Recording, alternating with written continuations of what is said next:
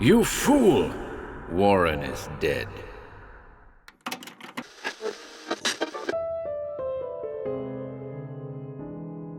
Welcome to HorrorBabble. Today, we'll be reading a classic work by the great M.R. James. Rats, which first appeared in At Random magazine in March 1929, tells of the mystery surrounding a locked room in an isolated inn on the Suffolk Coast. We hope you enjoy this one.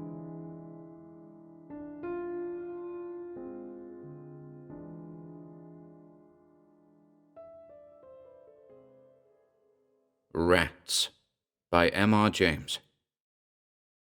And if you was to walk through the bedrooms now, you'd see the ragged, mouldy bedclothes a-heaving and a-heaving like seas. And a-heaving and a-heaving with what, he says? Why, with the rats under 'em.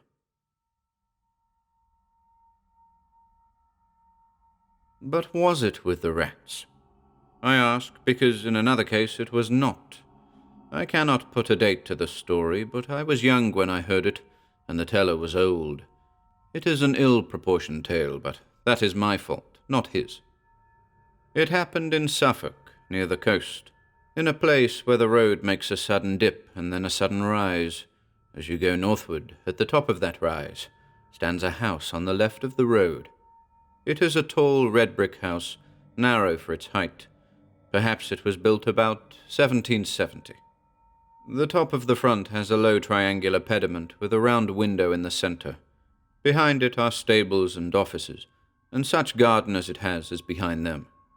Scraggy Scotch firs are near it. An expanse of gorse-covered land stretches away from it.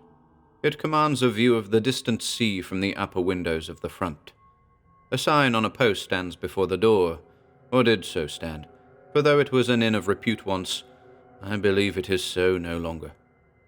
To this inn came my acquaintance, Mr. Thompson, when he was a young man, on a fine spring day, coming from the University of Cambridge, and desirous of solitude in tolerable quarters, and time for reading. These he found, for the landlord and his wife had been in service and could make a visitor comfortable, and there was no one else staying in the inn. He had a large room on the first floor commanding the road and the view, and if it faced east, why, that could not be helped. The house was well built and warm. He spent very tranquil and uneventful days, work all the morning, an afternoon perambulation of the country round, a little conversation with country company or the people of the inn in the evening, over the then fashionable drink of brandy and water, a little more reading and writing, and bed, and he would have been content that this should continue for the full month he had at disposal.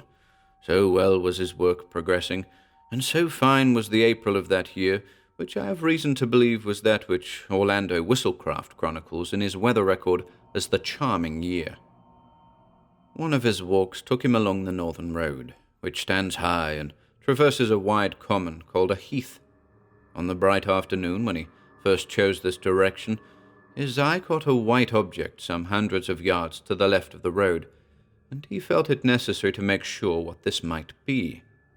It was not long before he was standing by it, and found himself looking at a square block of white stone, fashioned somewhat like the base of a pillar, with a square hole in the upper surface.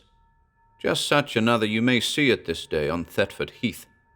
After taking stock of it, he contemplated for a few minutes the view, which offered a church tower or two, some red roofs of cottages and windows winking in the sun, and the expanse of sea, also with an occasional wink and gleam upon it, and so pursued his way.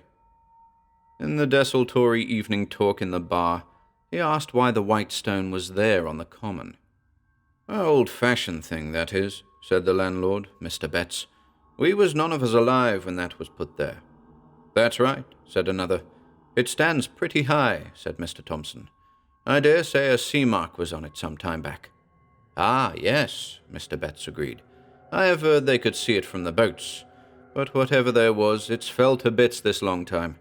"Good job, too," said a third. "'Twarn't a lucky mark, by what the old men used to say.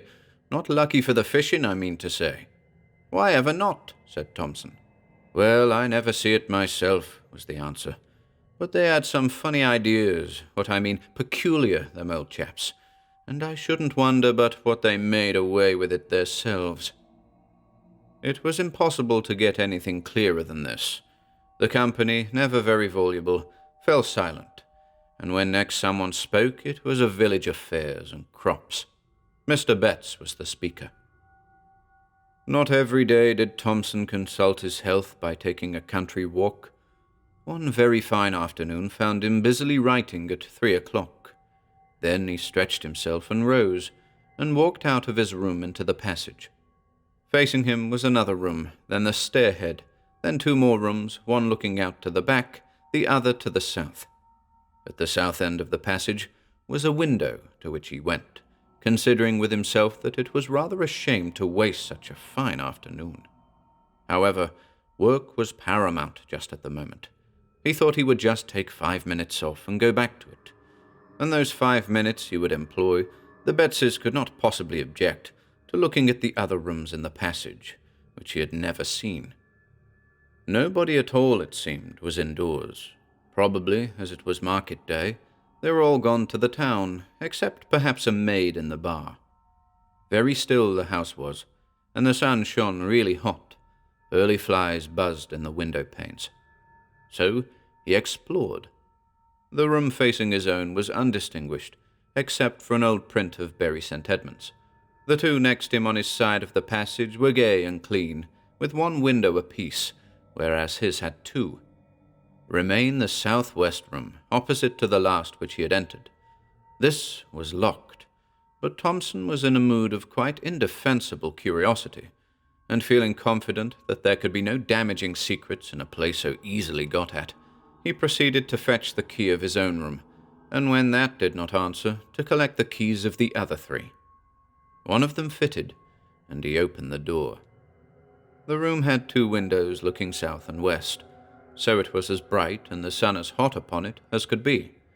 Here there was no carpet, but bare boards, no pictures, no washing stand, only a bed in the farther corner, an iron bed with mattress and bolster, covered with a bluish check counterpane. As featureless a room as you can well imagine, and yet there was something that made Thompson close the door very quickly and yet quietly behind him, and lean against the window-sill in the passage, actually quivering all over. It was this, that under the counterpane someone lay, and not only lay, but stirred. That it was someone and not something was certain, because the shape of a head was unmistakable on the bolster, and yet it was all covered, and no one lies with covered head but a dead person, and this was not dead, not truly dead, for it heaved and shivered. If he had seen these things in dusk or by the light of a flickering candle, Thompson could have comforted himself and talked of fancy. On this bright day that was impossible. What was to be done? First, lock the door at all costs. Very gingerly, he approached it and, bending down, listened, holding his breath. Perhaps there might be a sound of heavy breathing and a prosaic explanation. There was absolute silence. But as, with a rather tremulous hand, he put the key into its hole and turned it, it rattled, and on the instant a stumbling, padding tread was heard, coming towards the door. Thompson fled like a rabbit to his room and locked himself in. Futile enough, he knew it was. Would doors and locks be any obstacle to what he suspected? But it was all he could think of at the moment, and in fact nothing happened. Only there was a time of acute suspense, followed by a misery of doubt as to what to do.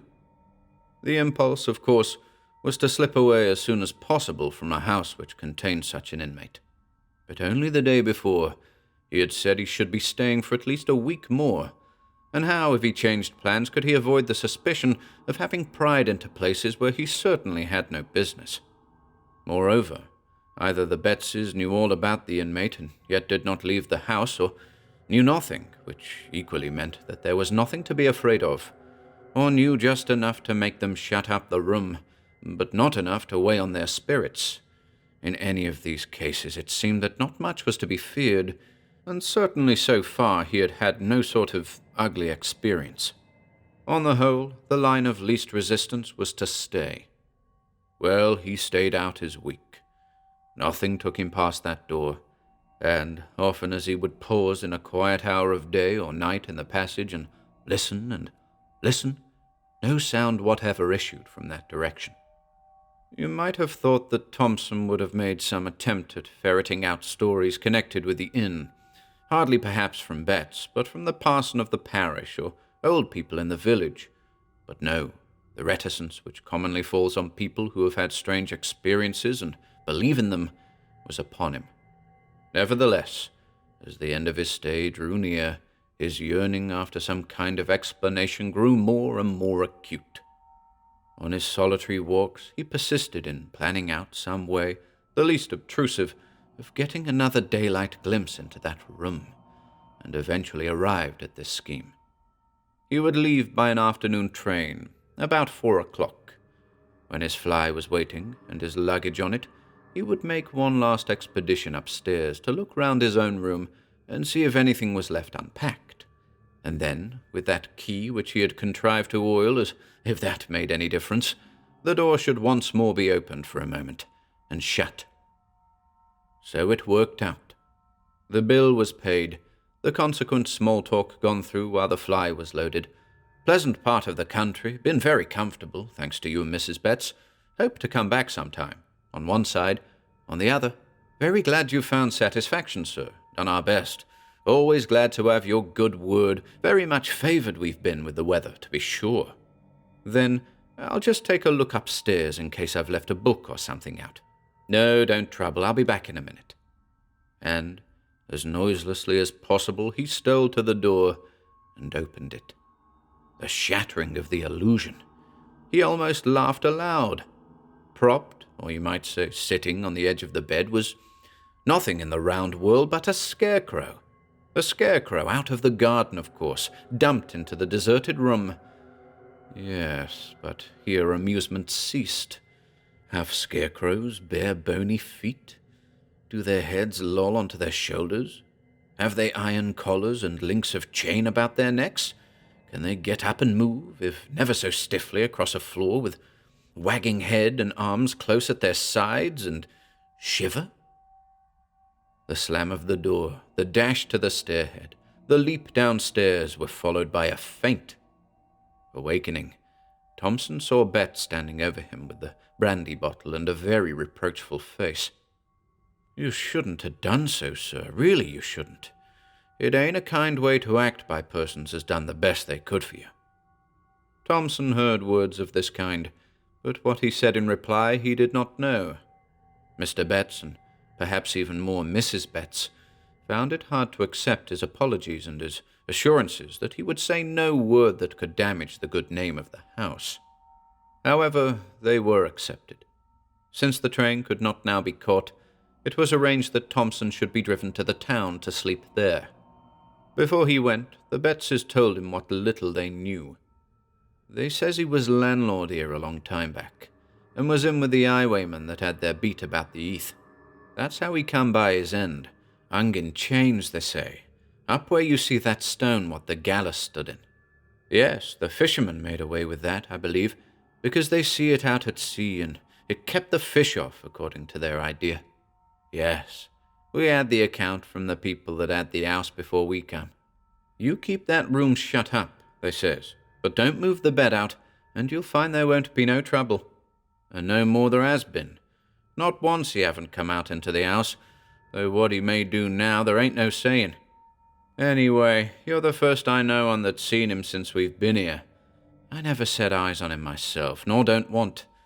And ever since we've made the servants' rooms in the stabling, we ain't had no difficulty that way. Only I do hope, sir, as you'll keep a close tongue, considering how an house do get talked about, with more to this effect. The promise of silence was kept for many years. The occasion of my hearing the story at last was this, that when Mr. Thompson came to stay with my father, it fell to me to show him to his room, and instead of letting me open the door for him, he stepped forward and threw it open himself, and then for some moments stood in the doorway, holding up his candle and looking narrowly into the interior. Then he seemed to recollect himself and said, "I beg your pardon. Very absurd, but I can't help doing that for a particular reason." What that reason was, I heard some days afterwards, and you have heard now.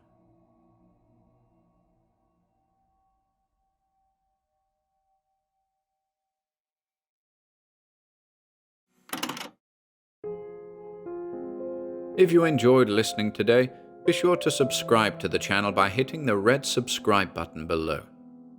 After doing so, click the bell icon next to the subscribe button to receive new content notifications. If you'd like to support our work and receive exclusive perks, consider becoming a channel member by clicking the join button below. To support us in other ways, see the video description for links to our Bandcamp and Patreon pages, our merch store over at Teespring, and further information relating to our releases on Audible, iTunes, and Spotify. And until next time.